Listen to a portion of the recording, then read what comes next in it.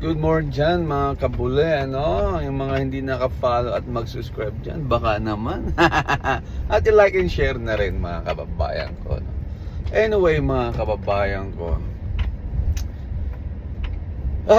marumi ang politika sa Pilipinas. Ang dumi-dumi sobra.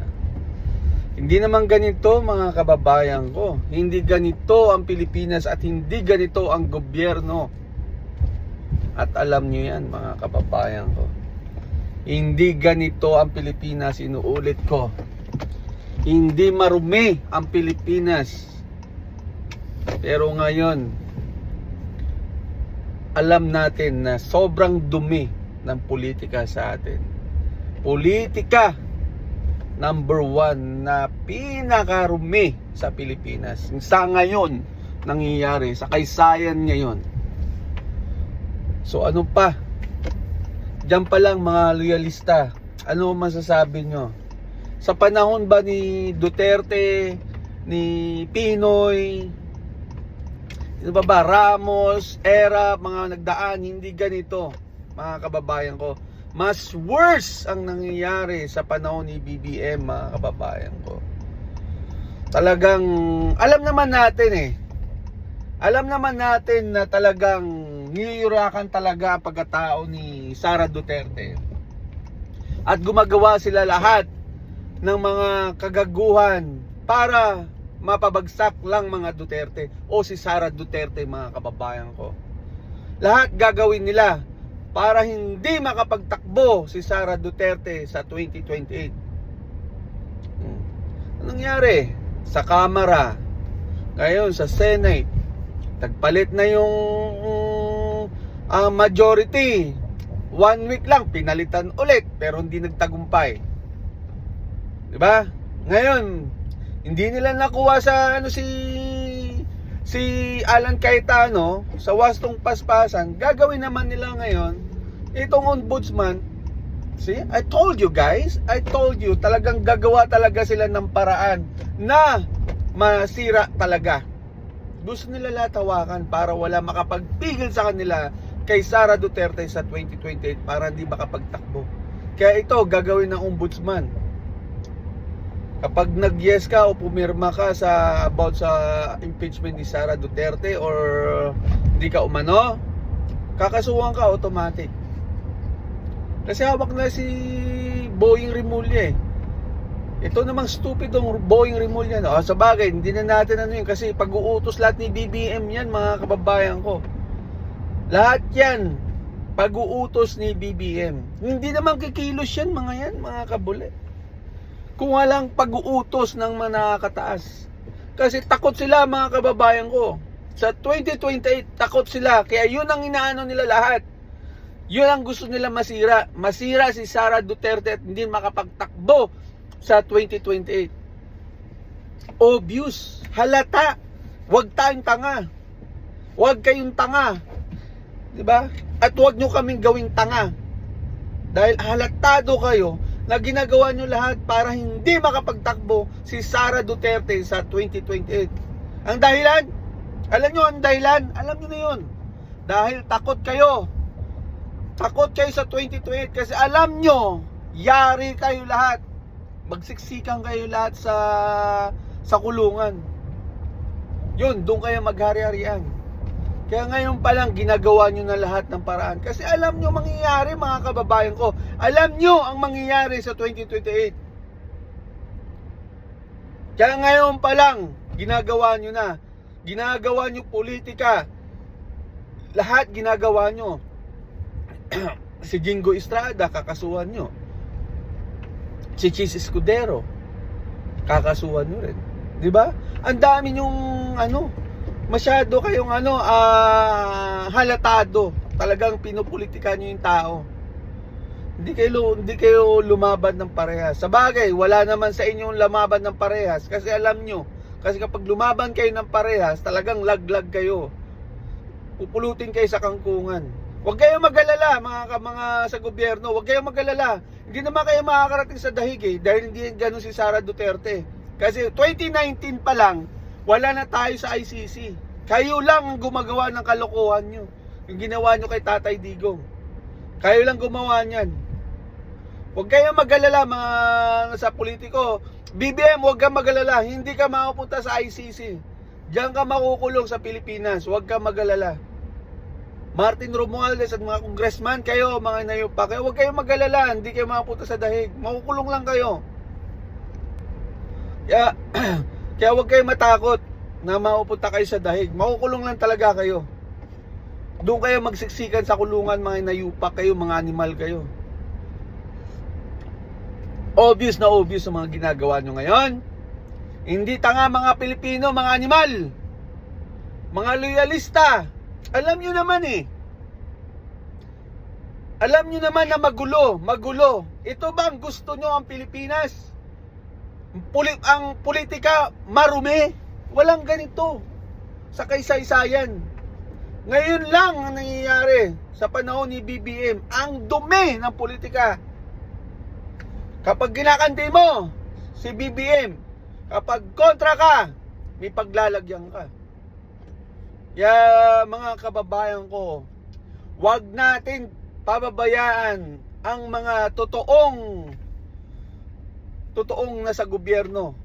Lalo na sila yung 13 senador. Wag lang sana may bumaliktad mga kababayan ko. Kasi kapag may bumaliktad, tapos ang laban. Wag naman sana. Panindigan nyo sana yung mga sinasabi nyo na lahat. Panindigan nyo sana yung katulad nung ginawa ni Tatay Digong. Pinanindigan niya. Nagpakulong siya. Nagpakidnap siya sa dahig para sa bayan. Yung mga iba dyan, ito mga congressman, si Eli, si Richard Gomez, walang panindigan sa buhay, sa gobyerno. Pinagkait, binigyan lang ng maleta, ayun, bumaliktad na, nag-thumbs up na. Mga hayop, walang panindigan. Yun so Bob. Dating maka Duterte yung mga yun, pinaglalaban pa, pati ito si Eli.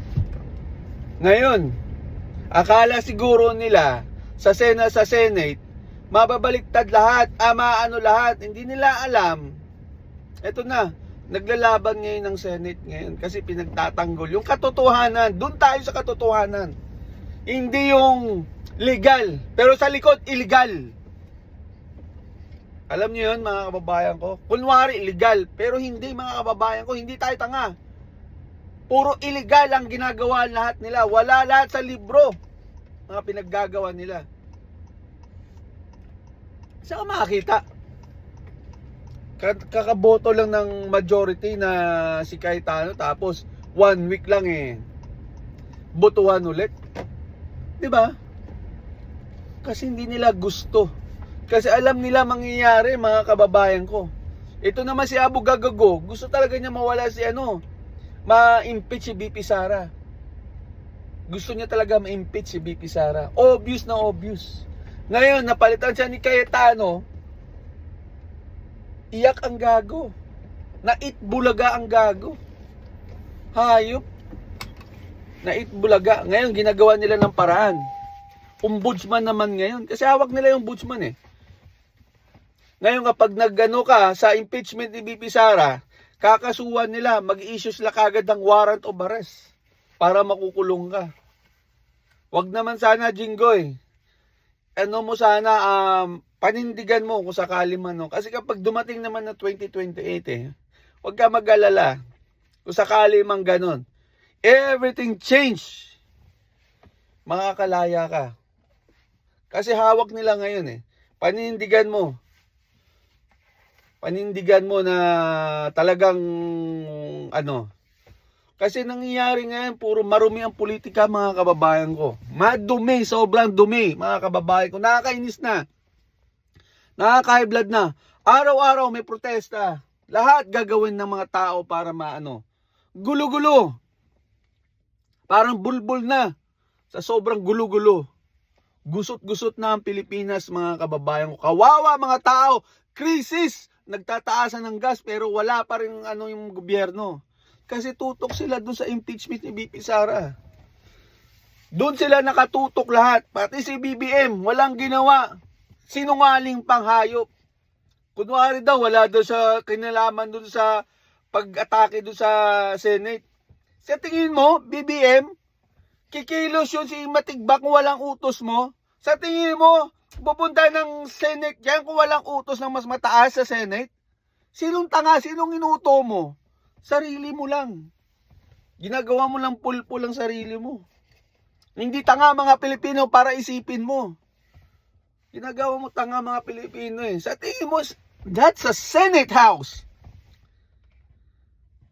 Sa tingin mo, mayor, kaya pupuntahan ng mayor mag-utos dyan? Come on. Puro senator, mambabatas ang nandyan. Mataas pa sa mga congressman, sa mga kamara. Sa tingin mo, kaya ng kamara pag-utos ang NBI? Hindi tanga mga Pilipino. Ginagawa mo, sinungaling ka naman. Ano ka na naman eh, napahiya ka na naman ng hayop ka.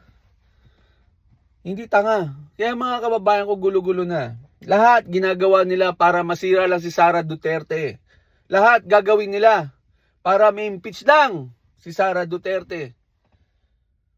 Kasi sa gabal sa kanila eh.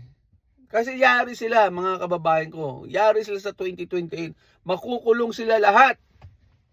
Makukulong sila lahat. Kaya itong ginagawa nila kay Sara Duterte, ginagawa nilang talagang sisirain talaga nila para mawala lang babae na yan o yung vice presidente natin. Obvious mga kababayan ko. Ang dumi ng politika. Sobrang dumi. Talagang lahat gagawin nila. Nakapokus sila lahat kay Sara Duterte kung paanong gagawin.